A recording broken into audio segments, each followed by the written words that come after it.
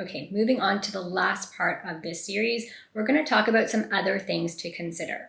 So one thing to consider is if you've taken antibiotics in the past year and you never took any probiotics, you might want to consider looking into taking a probiotic supplement. So antibiotics can wipe out the bacteria, not only the bad bacteria, but they can impact your good bacteria as well.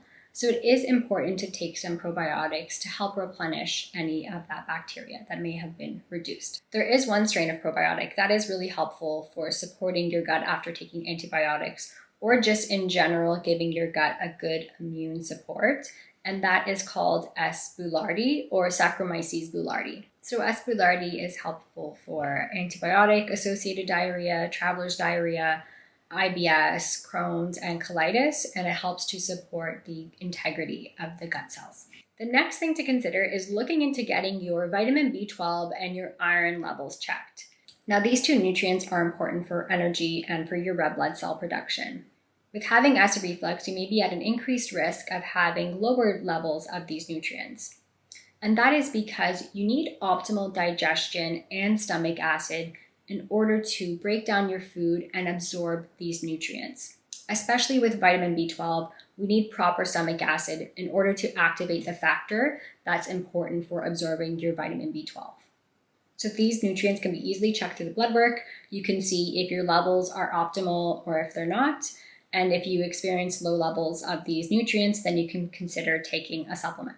And the last two things to consider are L-glutamine and Zinc-L-Carnosine. So these are two other nutrients that are helpful for reducing gastrointestinal inflammation and helping to rebuild the gut lining. So L-glutamine, you'll usually find it in a powder form, and then Zinc-L-Carnosine can be taken in tablets or capsules.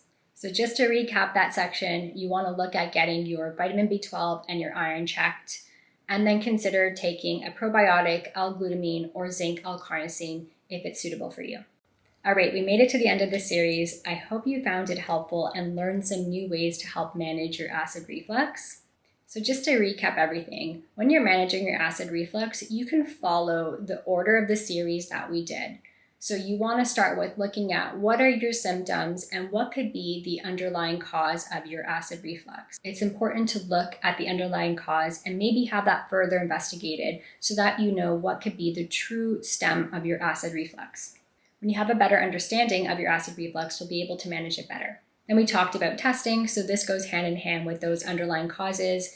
It'd be something to discuss with your family doctor to see if there's anything else going on in the gastrointestinal tract. Then we talked about diet, and I brought this up first because it's going to be that foundation of supporting your gut health. So you want to work on eliminating some of those things that we talked about and then adding in those good foods. Then we talked about lifestyle. So lifestyle remedies are crucial for helping to get a good foundation to manage your acid reflux.